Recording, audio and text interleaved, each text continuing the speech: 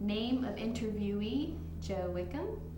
Name of interviewer, Georgiana Karoff. Name of cameraman, Laritz Karoff. Copyright, the Brevard County Historical Commission, Brevard County, Florida, 2000. Joe, let's begin with your own personal history. Last time I interviewed you, it was a very long time. You were telling me that you came back from the Seabees and got off the train, and then the idea was, what do you do next? And somebody found an appointment for you. Well, in those early days, when I came back at the end of the war, you know, I thought that I was, I had just come back from the end of the world. I spent 3 years in the South Pacific, and it was an experience, you know. So I went in at the Guadalcanal and in that area in the Solomons, and went all the way through in New Guinea and ended up in the Philippine Islands, you know. I think one of the things I remember most vividly about that time was that the chief boatswain's mate on the ship that we were on, it was a very rough sea, and I was officer of the deck, and he became seasick. And you had big troughs that were developed along, instead of, you know, for water just boiling out all the time, and he started to have vomit, you know, and heave up, and he was seasick, and he ran over there, and when he did, he blew his false teeth out into the trough, and he ran over to the side of the ship, and it took us over a year to get him a set of false teeth down there, and he had to gum all of his food. But it was a great experience for us, and that's the way we began to start things in the South Pacific. After you, was it to the county commission? Oh no, I was on the city council in the beginning. Well, let's start with that. Tell me about your first appointment. Well, when I came back, I found myself on the city council at Eau Gallie, and we were a very progressive young group in the city of Eau Gallie, and I decided that maybe I ought to run for county commissioner. And this I did. And there was, when I laugh, I have to laugh, but there were 20,000 people in all of Brevard County, roughly figured, and there was about 600 people paid all the taxes. And so when I began to realize that we had to have some schools and that sort of thing in our community. So I went to the county commission and asked them to give us an assessment of 65% of the true value of your home. Because before that, everybody had a house assessed at $4,995.95 or something, just under $5,000 homestead exemption. And this really eliminated practically everybody from paying taxes. And before that, you could have 10 children and send them to school and didn't have to pay a dime. So I got your house assessed, including mine, at 65% of its true value. And we drew all these people into the tax bracket. And it made all the difference in the world. And from that time on, and when I ran the next time, I thought, well, it eliminates me from my political career, because I thought everybody would be angry with me. And do you know that I didn't even have any opposition, because they knew I had done what had to be done at the beginning. Well, tell me, at this time, right after the war, there was a lot of readjustment in Brevard County.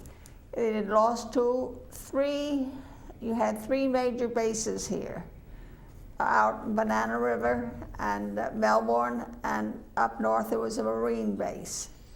And how did the town begin to readjust? Well, when I first got on the commission, it was quite interesting, because every little town was arresting all of the boys that were in the service, because they were rowdy and creating a problem, and they were running around everything in the community. And the base commander came to me and said, we've got to do something with this. And what we really did is we finally come to the conclusion, the Board of County Commissioners came to the conclusion that if the Air Force or the Navy, it was Navy in the beginning, they would take care of their personnel, then we would take care of the civilian personnel. We didn't start trying to arrest all the enlisted men and everything else. And that is the way we formed the present Civilian Military Council that you see is so active in our community today. And it's one of the greatest things that ever happened to it, because we got together for the first time in history.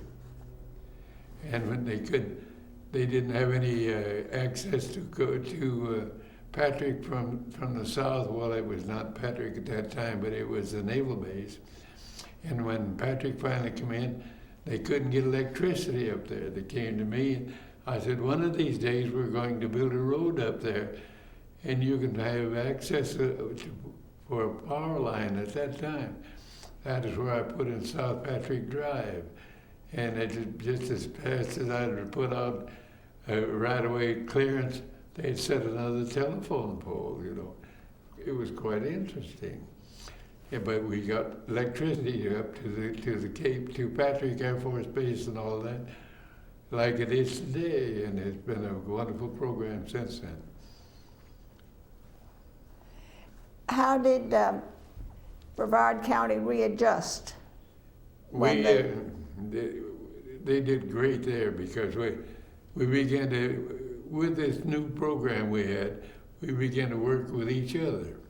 Before that, we were at odds and ends, against each other. And then we decided if they had a parade or had something going on up there, we all participated. And when we wanted a little community program going, they'd bring the band down and they would be a part of the growth of our community. Pay dividends many, many times. Tell me about Melbourne Naval Air Base, when they left and they gave all the land to the city? Well, I was in the beginning with the Naval Air Base. I was one of the superintendents on that base, and it was the greatest development in our community, because from pasture land we developed quite an airport, And the Gleasons owned a lot of that property in the beginning, and this is the way they got their property. And at the end, I tried to get them to take it back, but they didn't, because no one wanted it. But the Melbourne decided that they would be a part of their little air station. And by developing it as it is, and it grew up, and the county, and I was on the county commission, we cleared the land, we put in the runways and everything else, and put on all the big runways that you see today, basically. And we furnished the county furnished all the marl and everything else for this whole airport property down there, and it's been a great thing for our community. And I don't know what we'd have done without it, and we got it on basically what it was at the end of the war, and of course we expanded it, and it turned out to be such a great big asset to our community. One part of the history that has never been discussed was the German prisoner of war camp here.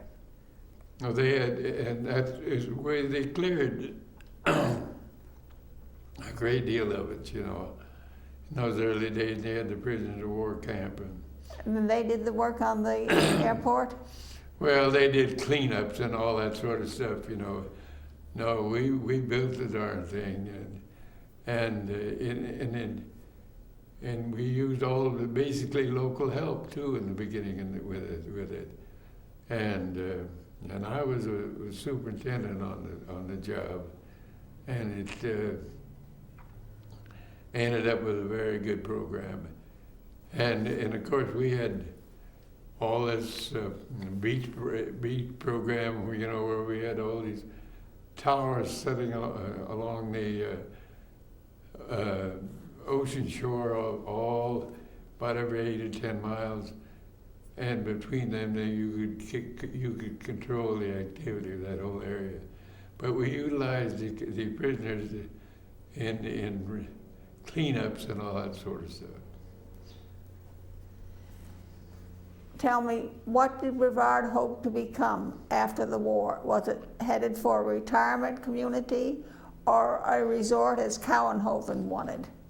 Well, Cowenhoven, all he wanted was a bridge across. He was quite a guy. You had to give him credit. He had all that land on the beach, and he wanted to develop it, and he got the first bridge across here at Melbourne. And of course it burned down like a lot of other things, and of course it was put back. But he was a great guy, and he was one of these real type people that was a go-getter in those days, and not the kind of who just lay dormant. But we had everybody that basically came to us, our community, were here in land development concepts, and that's because of that. That's when we began to develop our golf courses and all that sort of thing, and they used to bus people into our community to look the land over and buy it. When my father came here, and my dad, he was in 1904 or 5. He was in college at Iowa State College in Ames, Iowa, and he bought land speculation. Had never seen it, but he bought 80 acres of land down here. So after the war and many years later, he came down here to see where his 80 acres was. And when he got here, it was all underwater. And it was in the area which was now down in Malabar. And another engineer and Jim Hunter, they became the engineers for the development of the entire area of development of South Brevard, from about 192, US 192, all the way back down to the south end of the county, and they laid out the entire area, all the roads and the drainage and all that sort of thing. And then we came down, and we came there in 1920, I think it was. What brought the electronics industry here? Was it the activity up at the Cape? Well, we went to, when we began to develop the Cape, we appointed a committee who went to all the property owners up there because they were trying to get them to sell the land.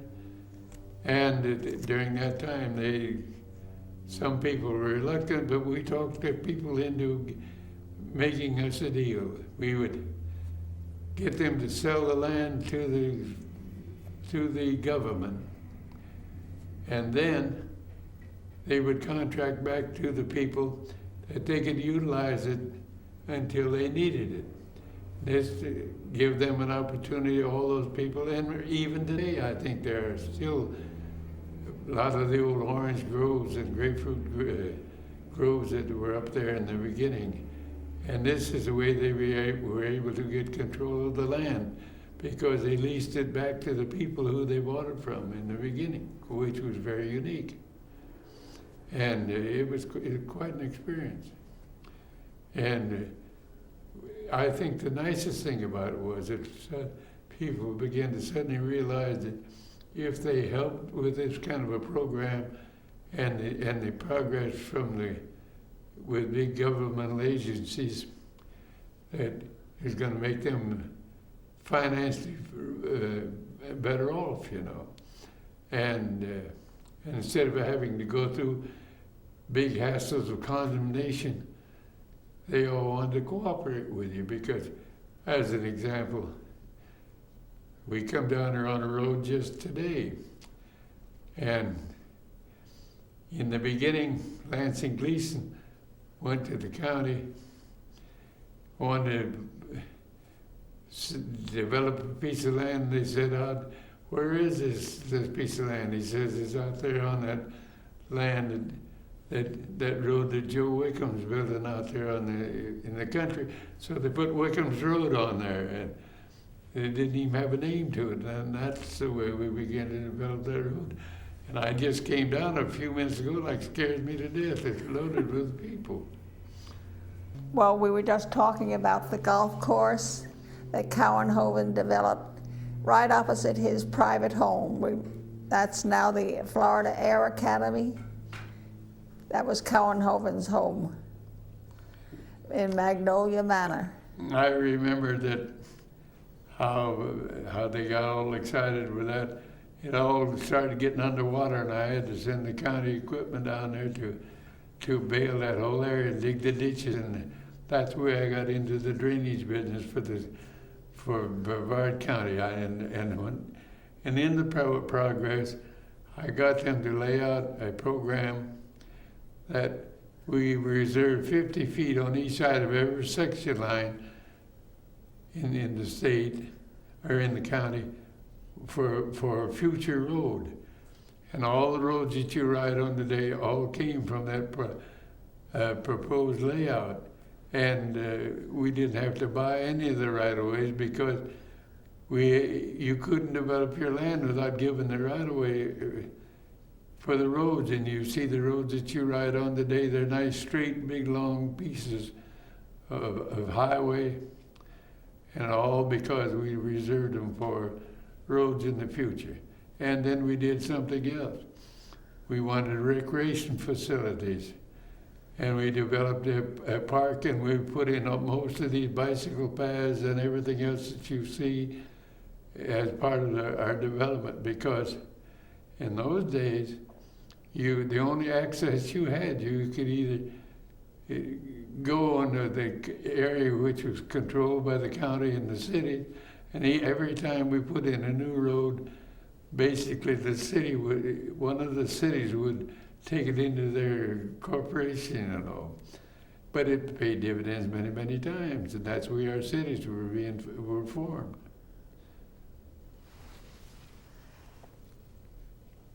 Tell me, what do you see as the future of Brevard County? Well, I think we're just beginning. We've gone through the cyclone, and we've gone through a recession area in which we've changed our whole concept. But now we've got something that a lot of them haven't got. We've got a great big area where we can develop all types of good facilities. They're not bogged down with a bunch of other type of equipment. And new corporations have come to us, people like Harris and everyone. And we've started our colleges and everything else, and they formed a wonderful program in our community. We're just beginning to see development for the future. And we who are here and the younger people who are here are going to see great growth in this community for the next many, many years, because they're going to be part of the development of this whole section of the state of Florida and the federal government down there, because the federal government's going to be investing a lot of money in this missile program here for the future. We're just beginning. Nothing compared to what is going to be in the future, because it's going to be something to see. Tell me, what industry do you suppose will be the leader? Will it be in missile or electronics or well, combination? I think that we're into the missile business and the electronics, and research the things that are going to develop through the programs here in this section of Brevard County and this East Coast are going to be the most outstanding things of the future. They're going to know everything that goes on, and they're going to be they're already trying to figure out our systems for protection and everything else, and we're just beginning. It's going to be the groundwork for the future of our community. We seem to be bringing in a lot of retirement people. Well, there's a lot of retirement people, but they're just a small portion of what's going to happen in the future, because they're going to be moving into certain areas, but we're going to be developing all of these facilities for the future, and they're going to want to be a part of that too. But they can live in retirement, lots of them in these developments that you see, like these smaller communities that we have today. How about South Brevard? That's been the sort of, has not developed as fast as North Brevard. They will be in the future, and that's what I'm saying, that when I look at the old Melbourne Tillman Drainage District, which my father and Jim Hunter and another engineer did so much work on, Locke Davidson in his early days and all that sort of thing. We're just beginning. We got great areas for future development, and this is where that big area for development is going to be, because they've got the land to do it on. And I think that you're going to find in the future, the young people of Brevard County are going to see a tremendous growth in this area, and it's all going to be because of recreation and electronics and new concepts of defense, as they try to tell you. Well, then we should be a combination of both resort, community, and industry. Well, we've got so many nice places for people to come and people who want to play golf and who want to sit down and do nothing. They got all those kind of programs, and we're just beginning. We're just beginning. In fact, the person who wants to come down there and think he can hibernate has got a shock coming, because they're not going to let him hibernate. They're going to make you be a part of the growth of our community and what it's going to develop into in the future. It's going to be a great place in which to live. Well, as an example, we've come a long ways. When I first started on the county commission, land was selling when you could find a customer for about $28 an acre. Can you imagine buying some land today for $28 an acre on one of these big, nice highways that you ride on? And that's what's going to happen in the future. It's going to be land values are going to skyrocket out of sight, but we're going to have the facilities to serve people. And the little guy who I grew up as an example, where US 1 is out here, I grew up Palmettos for 10 hours a day for $1 a day script on the grocery store, for groceries for my little brothers and sisters, because I was sole support. And today, they're wanting $8 and $10 an hour just as a common laborer. That tells you things. And that's just beginning. And they want all these other services that you see today, and it's going to be more demanding all the time. We were talking about the value of the land. In the earliest days, when Platt bought his land, it was under $1 an acre. Well, what he did, the Platts, and you had to give him credit. He just they paid about $1 for the land, because it was rural grazing land, and that's all, and that's the way they got it. But and if you didn't look out, they'd buy your land along with everybody else's. But they were great people, great pioneers in our community. And the big cattle program that they've had was the basis of our success for what we are today, because they laid the groundwork for the whole community. You think that's going to vanish, the cattle industry Oh, here? I do. Yes, what happened in the beginning, he raised all of these cattle out around Arcadia and all for food during the Civil War, and everything else. And so that it's come a long way from Civil War to the missile programs and the things of the future that you see here today, because our whole program is more modernistic in its concept than the great number of the places in the world. If you live here, you're living in an area, as an example, Harris and all of its affiliations. And they're things of the future in development, and that's where we're going to do more and more things in the coming years.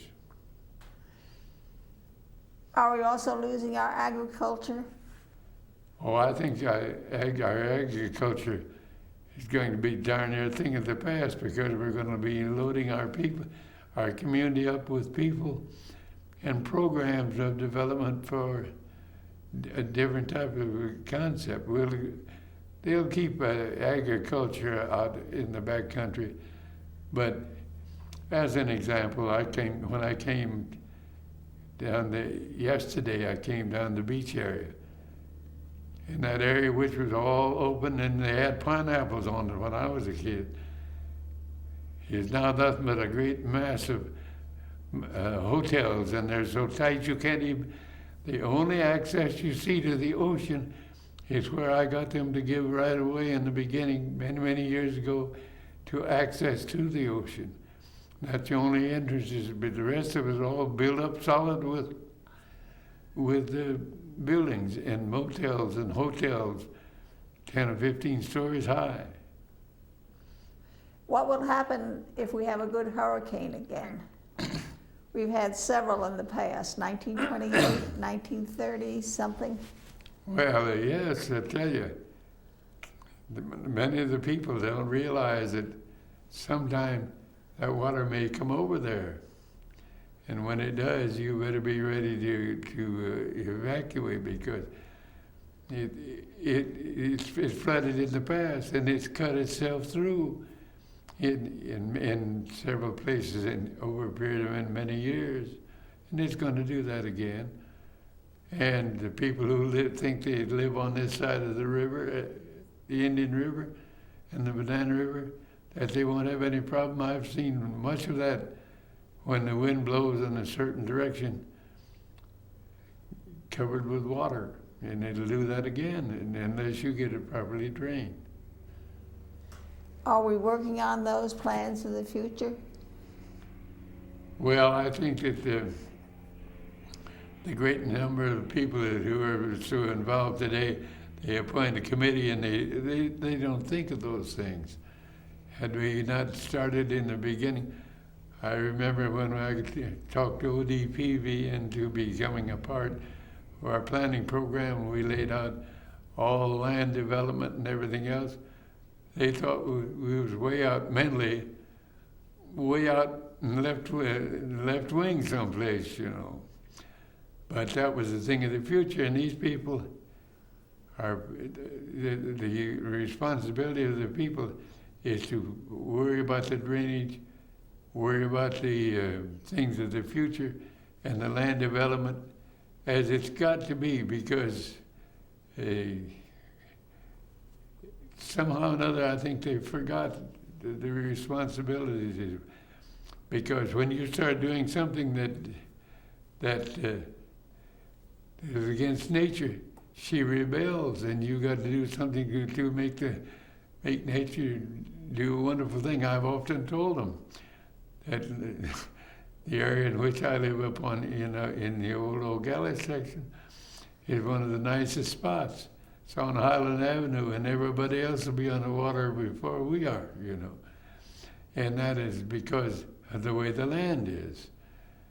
And you know that when I look back and you realize that in 100 years that most of this is all that has come to happen, and it's just beginning.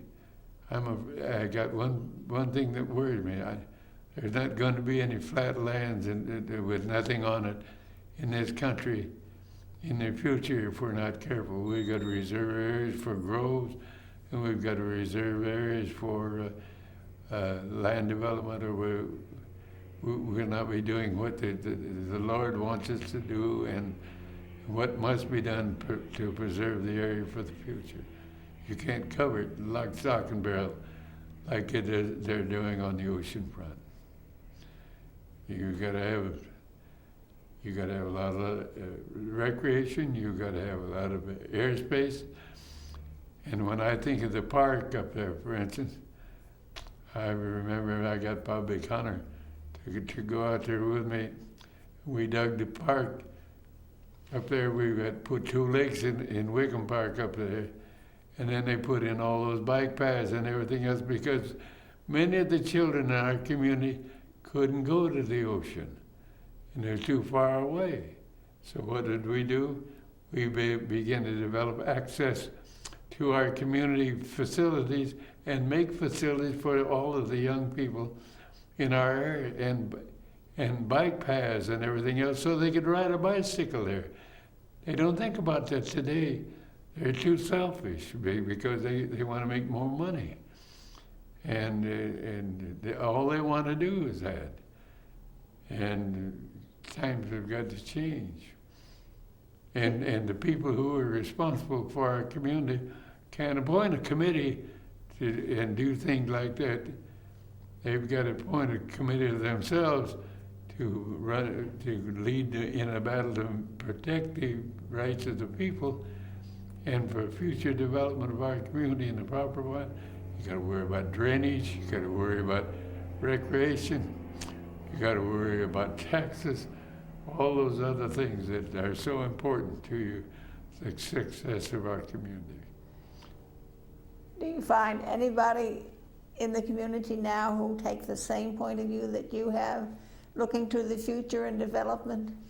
Well, I think that we've got to encourage those that are in positions of leadership to quit appointing committees, and so that they can point. They like to point their committees for a new raise, I guess. But I think what they really need to do is to appoint committee, if they're going to have them, and to look out for the development of the future. Drainage, as an example. Had they had an old rascal like me there, I'm the guy that did all the worrying about the drainage and everything else. And I took great delight in that because I could see what was going to happen to us in the future. And all the land that the people are enjoying now is dry. The road, we got roads where they need to be and everything else. And it wasn't just, it didn't accidentally happen. It was a lot of foresight there. But I was a champion of the people. I was looking out places for the children, for recreation and things for the future like that. It's paid dividend many, many times. You wanted to mention some things about your personal, with the Masons? Oh yes, I've been very active. I've been a past potentate of 2 shrine temples, and I've been very active in the Masonic Lodge and the Scottish Rite, and I've been in most of them over 50 years, you know. Most people don't live that long, but I've been there over 50 years, and it's been a great, well, to me it's been like an after-dinner mint. I've enjoyed life every moment, and it's been good for me, and it's been good for our community, and it's part of the development of our community, because with us has come all these nice people who are a part of that very type of program. And without it, I often think that we would not have the success in our community had we not had those kind of people here in our community. You think that the Masonic Lodge has helped a lot in the development and in Well, support? they've done quite it, and it's in its facilities and the church programs, and this is where we used. When I was so active I helped every church. I was one of the Catholic Church. I helped them many, many times, and we cooperated and were good friends. And 2 or 3 of the fathers out there were real personal friends of mine. And we made things work because we helped each other. And whether we like it or not, that's the way to be successful. And if we're going to be successful in the future, we're going to have to do the same thing.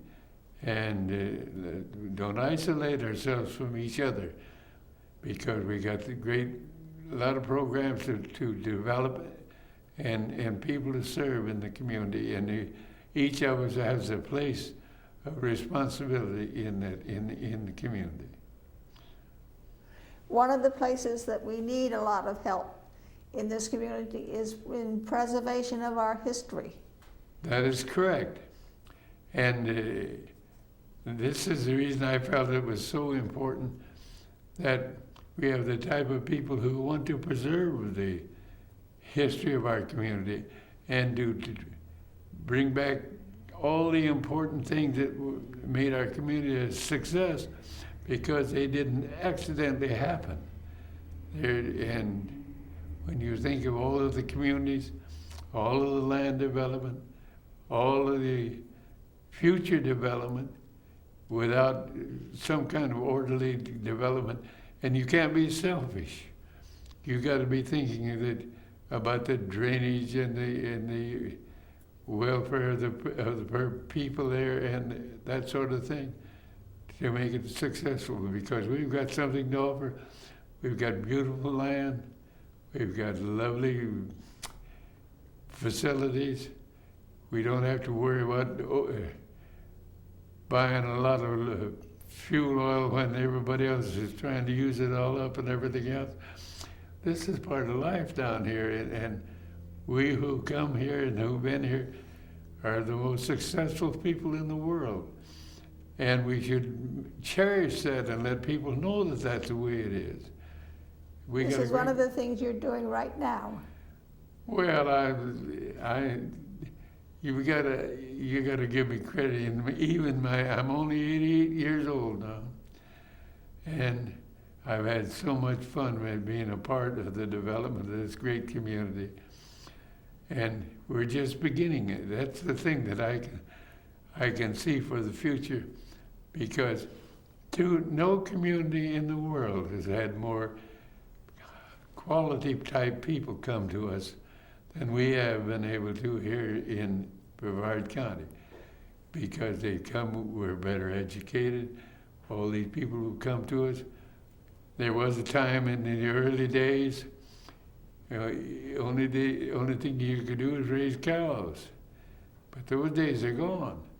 We've got people come to our community now who are better educated, some of them already with degrees, college degrees and everything else, and that's the way we're going to grow. We're going to develop more and more in a new concept of life and things of the future, and we're going to be, the people who come to us are going to be a great part of that program. What do you think that we need to offer them that we don't already have? More education? I think that the education is a very important thing, and I don't think that I don't think that it's necessary to give people their right to say, well, I just went to school. I think that they ought to be able to earn their right to go to school. And I think that the young people who want an education need to have reading and writing and arithmetic, and then salesmanship. They've got to learn how to read things. They've got to be mathematically oriented. And when they get through all that development, they've got to be able to sell their product. And without that, you, regardless of how good you are, if you can't sell your program to other people, then you've lost everything. It's quite interesting. What kind of development do we have now to bring our story to the rest of the state and to the rest of We're the... just now beginning to try to sell our product of land, not just land development, because we've gone through the cycle of land speculation. And you think that that's the only thing that's going to pay off.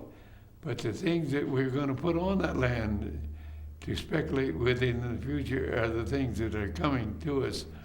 And we've got a bunch of real bright young people who are coming up with new concepts for the future. And I have no business in it because I realize that I don't think exactly like they do, but these young people who are coming up with these concepts for the future are going to be here, and in this community is one of the biggest opportunities in the entire world. And because we've got people thinking like that already. And even though we think we're shooting missiles to the moon and everything else, we're just beginning in the infancy of speculation of the things to develop for the future with the missile program and radar and all these electronic things, you know, and it makes you think. Well, you certainly have given them a good background, a good start. Well, they outdid me. I'll tell you that. But I'll tell you this: that we have had more talented people come to this community, and than any spot that I can think of in the entire United States. And we're just beginning because we are now drawing people. Everybody else is beginning to think in the future development as we see it today, and it's going to be a great thing for our community. We got a lot of talented young people who are coming up with things of the future. I wish they would quit using so many big words that I don't quite understand them all and everything else, but we're here for the future, and it's going to be a very impressive thing. Well, we certainly thank you for your time and your effort to coming out, and you've explained a lot of our history in South Brevard.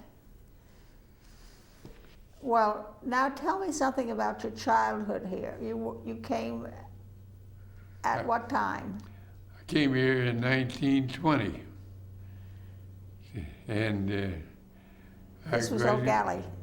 And there to Eau Gallie, and see, my dad came down and then started to work in the Melbourne Drainage District. In those days, there was nothing in that area but vacant land to the south, and they laid out all of the drainage and everything else from here to the south end of the county. And the land speculators and they were there in those days, you know. These people are all wanted to development to make money. And from that time on, then we began to have our schools began to grow up. And we had, in the beginning, schools that were terrific. The teaching personnel was great, but they had no support. So we finally ended up with schools in the county system as you see it today, where they've all joined together and became so active. And I remember Aunt Susie Wright, as an example, came to me, and I was on the county commission, and we wanted a health program in Brevard County. So she and I got together. Before that, a health officer would come by here every 2 or 3 weeks, maybe a month, and just see if there was anything to look at. and he was a health officer. So we decided that we would have a health program, and we formed our own health program. We got a doctor in here to run the health program. We formed a nursing program, and we took care of health and welfare and child abuse and all that sort of stuff, all because we didn't have any of these things. And we became a part of developing that program. Then we came along, and in those early days, the mosquitoes would eat you alive. And I remember when you wanted to see how bad the mosquitoes were, you held your arm out like that and you tried to count how many mosquitoes were on your arm so that you could estimate how many millions there would be in the area. And then I went to O.L. Burton, who was a member of the legislature, and I asked O.L. Burton to give us some money to help get rid of the mosquitoes. So he asked us for I think it was $3 million from the state legislature, and he got us that money to experiment with mosquito eradication. What did we do? We wrote the specifications, and we bought 2 10-inch dredges. And we took these 2 10-inch dredges and put one of them here in Eau Gallie and one up back of Cocoa, and started pumping on all the area over on the Banana River section up there. And for the first time in history, you could go to town and without being eaten up with mosquitoes during the day. And all the people in the state of Florida that laughed about it in the beginning suddenly realized we were headed in the right direction. We were pumping in areas and pounding areas to get rid of the mosquitoes and that sort of thing. And when we got all through, we were killing them all, the mosquitoes. And what happened? We were so successful in the 2 years, we ended up with the state control, mosquito control for the first time. And now that is the way that mosquito control became so prominent in the state of Florida. And as I said, we built our own little hospital group, and with our doctors from the health program and everything else, we were just busy as a beaver, you know. We started our first libraries. We made a deal with all the municipalities of every community that if you would build a building, the county would put the libraries in, and that's the way we got the libraries as you see them today. And how many far-reaching people today do you see like that had we not done all those things? And it's not because they're not sharp in that type of program, but they got too many other things to think about. And we in the future have got to think about the things that are going to develop our community even greater than it is today, because we need new schooling, we need new facilities, and all the things that are so important to it. Don't point at a lot of committees and let them all sit there. Let's keep things flowing along with real activity and things so that we got people leading our community and being a part of it instead of just sitting there.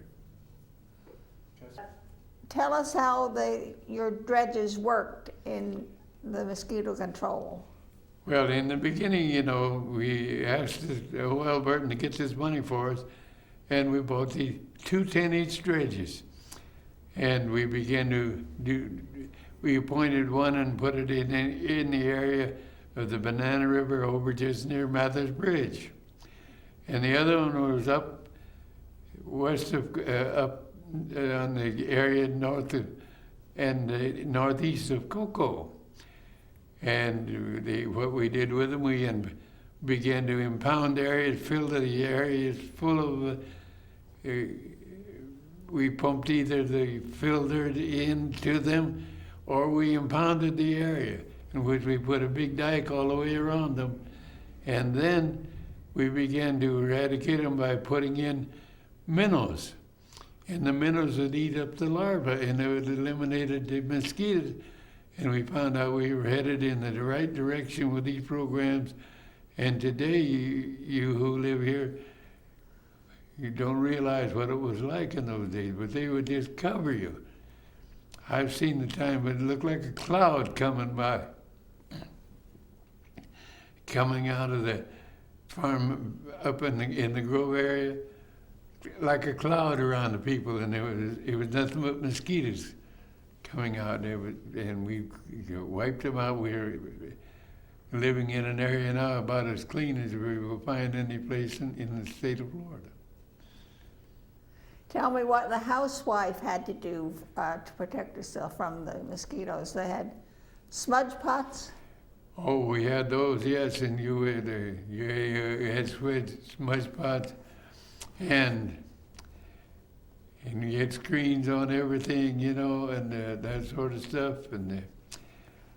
But the housewife had a hard time keeping the doors shut. You know, you didn't leave a door open or something like that, or you had no air conditioning. You had a screen door, you know. And you would sit there with that screen door, and then you had to brush the whole thing off so that you knew, eliminate the mosquitoes so you could get inside. It was an experience here because it was different. But I'll say this, as a young kid growing up as like I was, this was the greatest spot in the world as far as I was concerned.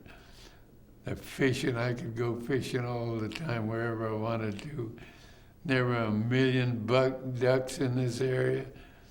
I've seen them when they cover the river like a blanket out there. There's so many ducks on the river. And if you wanted to be a hunter, it was the greatest spot in the world. And you didn't have to be the best shot in the world either. You just had to borrow somebody's old shotgun and go hunting. But it was a great place in which to live, except for the mosquito eradication, and we began to make real progress for our community. Had we not done that, we wouldn't have had people like we have here today, because we found out we were doing the right thing, and it paid dividends many, many times. You didn't depend so much on the chemicals for mosquito eradication. Well, in those early days, we didn't have enough chemicals in the first place.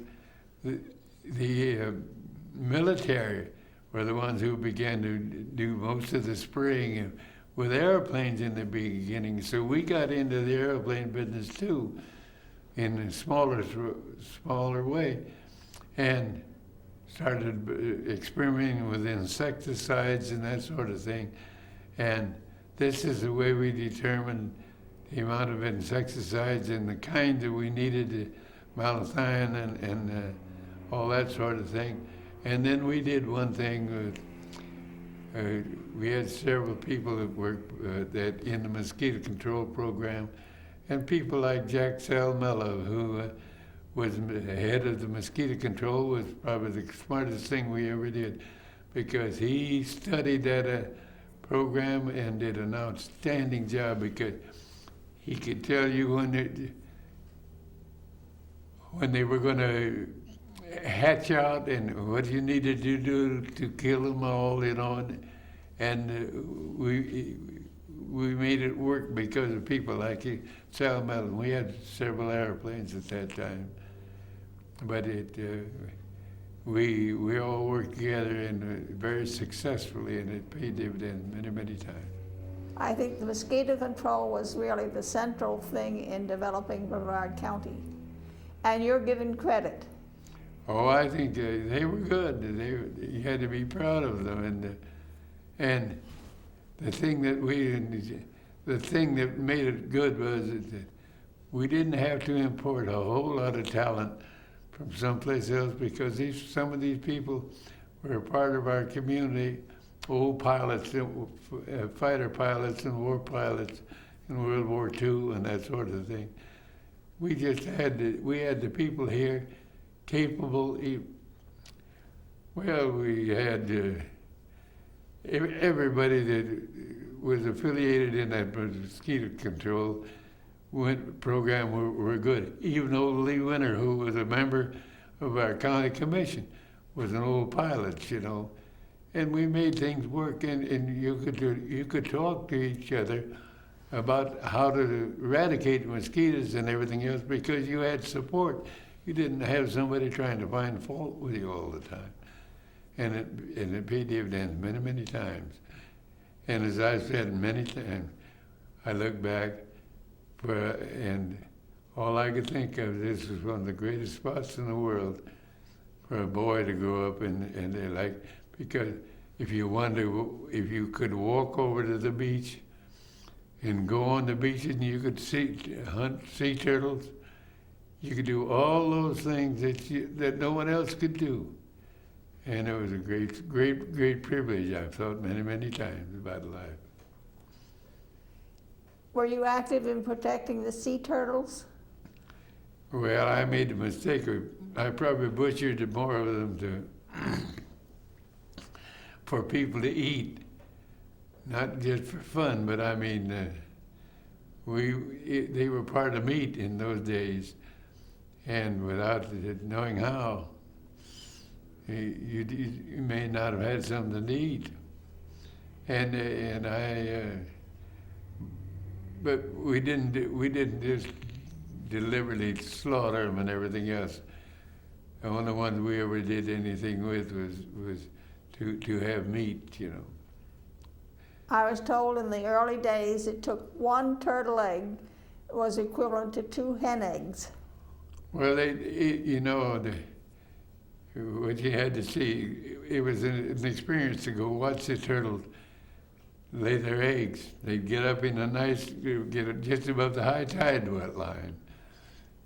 And that old turtle, she'd get up there and level it off and reach way down in there and start digging until she dug an area up about 2 feet deep. And she would straddle that thing and lay usually over 100 eggs. Then she'd pat them back down again and all, and then go back to the ocean again. And they came back basically, theoretically, to the same area each year. And this is the way they have been doing all these years, because this area from way south of the Sebastian Inlet down there, north up to the Cape in that area, one of the greatest spots in the world for turtles to lay their eggs. And when you have that kind of a place, they usually hatched out a little over 100, about 100 at a time, you know. I'm using that for round figures, but it was basically like that. And it was something to see. And when they finally begin to hatch out, they start scurrying toward the ocean. And the biggest problem they had was seagulls and everything else trying to eat them, you know. But today, with all the vegetation over there, and they're smart, they're trying to keep people from blocking the land so that the sea turtles can come up there and lay their eggs and everything else. And it's still a great place. And if you've never seen it done, you ought to go over there sometime. It's worth going there. Tell me more about your life as a young boy here. You went hunting and fishing and... Well, that was all there was in Boy Scouting. We formed an old Methodist preacher there in Eau Gallie was quite a guy in the Spanish-American War. And do you know that when they when they robbed the banks down in one section here in the Homestead. And what did he do? He ordered a group of, he got organized, a group of fellas went out and into the Everglades and captured the guys who robbed the bank, you know. He was quite a guy. And Was that the Ashley gang? yeah, and that's some of that section from the Ashley gang, you know. But old Reverend Nelson, so we decided, and there was a lot of kids getting into trouble in our community, so we formed a drum and bugle corps. And we had those boys, this is Boy Scout area, kids in the Scout program, marching up and down these streets playing in that drum and bugle corps, and they were good. But old Reverend Nelson would do something that was not ordinarily done. He would go to the judge, whoever it was in control at the court, and asked to turn the boys over to him. And I'll tell you one thing. He did a great job, boy. He went with them everywhere to the game, football games, and everything. And all those boys got to the stage where people didn't even lock the their doors of their houses anymore, because no one, with all the scouting program, was so strong that no one thought about breaking into somebody's house and stealing things. It was a great place, and I attributed much of it to old Reverend Nelson. Because he was a strong leader, and he was a champion of the young people that he dealt with. You mentioned when you started the hospital, the first hospital. Well, the first hospital we had in Brevard County was Dr. Hay came to us from St. Augustine, I think it was, and formed a little hospital in the south end of Melbourne. And bless his heart, he was good at it. And then they began to form hospital boards and built their first hospital, the one that's down on the highway. And I was on that board for a long, long time, and Mrs. Pointer and several others, and they were everything was volunteer in those days, and this is the way the hospital boards were formed, and from that time on they've grown to what they are today. You had one hospital before that. It's now Miguel's restaurant. Yeah, that's the one I'm talking about in the beginning. See? That was the first. Yeah. Then the second one was down on the highway. That is correct. And you were on the board. I was on the board for quite some time, yeah, while I was on the county commission. But it was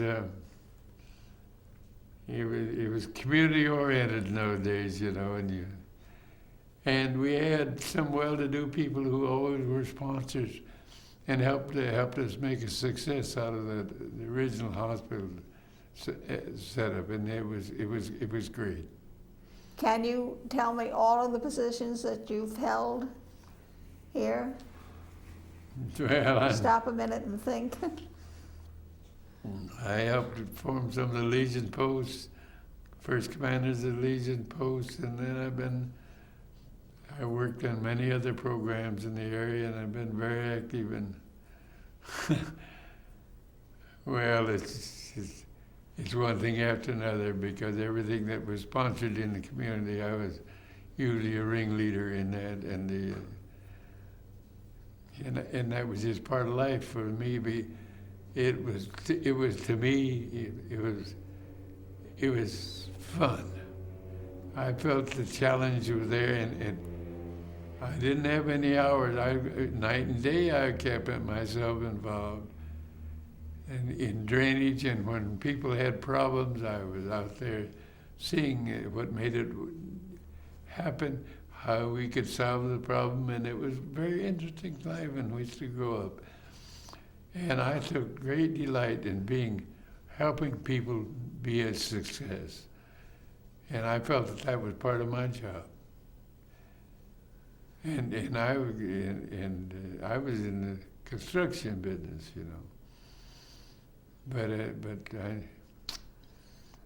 I got many jobs because of the way I helped a lot of the people of our community, and that's when I began to realize what the people really were all alike about in Brevard County. Well, we're fortunate you stayed local and didn't go up to the state and beyond. Well, they tried to talk me into running for state legislature, but I felt my place was right here in Brevard County because I knew everybody and I knew all of the problems in our community, and I was a great guy to be trying to solve it, And when I think of all the parks that I was able to get and the recreation facilities I was able to get for nothing and that would have cost millions of dollars today. And all I had to do was talk to someone about them, and I could get them for nothing. And that's the way we made life in Brevard County of what it is today. Now tell me, we have the highway, Wickham Road named for you, and the park, and what else? Well, they said old Joe Wickham had lost his mind. He was building roads so far out in the country, no one would ever find him. And I'll tell you right now, you're riding practically every road that you ride on in our community, through road, I was responsible for putting them in. And I thought that was part of my job, and I took great delight in doing that. And it's paid dividends millions of times. Well, we certainly thank you for your time, Joe, and have we covered everything? I think we've just about touched it, because you've been so active over the past 50 years. Well, I tell you, when I came home at the end of the war, I was going to do nothing, but I didn't last long at that program. But I was the right guy for the right time, because I devoted my time in the beginning to developing recreation facilities and something for the young people who didn't have any place to go. And I thought that was part of a job, because I had come from a large family, and had we not been able to do things that didn't cost us any money, we'd have been in terrible shape. And I just felt how important it must be for that type of a program. And because of that, you're enjoying many a park and a lot of other facilities that you would not have been able to have had I not been there. Before we close, tell us more about your large family growing up here. Well, what happened? My dad was an engineer, as I told you, and he went to Jacksonville at one time to get with an engineering facility for the harbor in old Eau Gallie, and they had a wreck up at the little town of Bayard just south of Jacksonville, in which he was killed. And there we were. Here I was sitting there with 5 little brothers and sisters. And it was quite an experience. That's when I was telling you I was grubbing palmettos for 10 hours a day for $1 a day script on the grocery store, because we had to have something to eat, And along with that, I began to learn how to do a lot of things And that's the way I got into the construction business. And the community's been good to me, and I've been good for it because I wanted to pay back what the things they deserve for the community. And for the young people in those days, we had our school system, even though it was smaller, had some outstanding teachers in it, and they devoted their time to looking out for the student themselves, and they weren't trying to figure out how much money they could make, but they'd spend a lot of their own money trying to support the young people in our community, and children in those days were just lucky.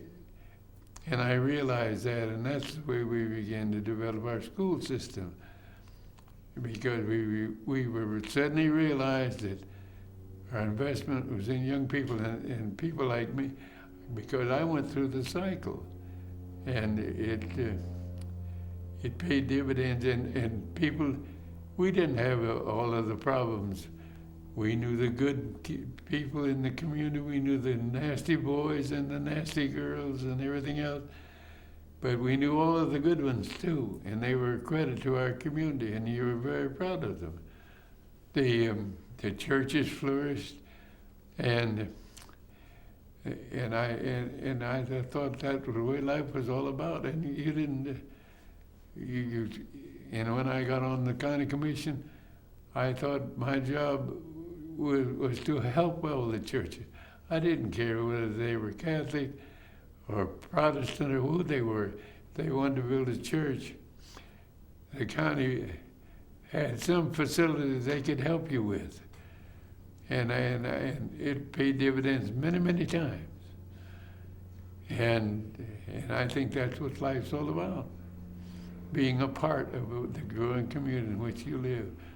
Don't be an isolationist, but be a part of the things for the future. Well, once again, Joe, we thank you for your time, and you certainly have been Mr. Brevard County. You've had your finger in everything in the town. Well, it was a great experience, and I loved it, and I wouldn't have missed it for anything in the world.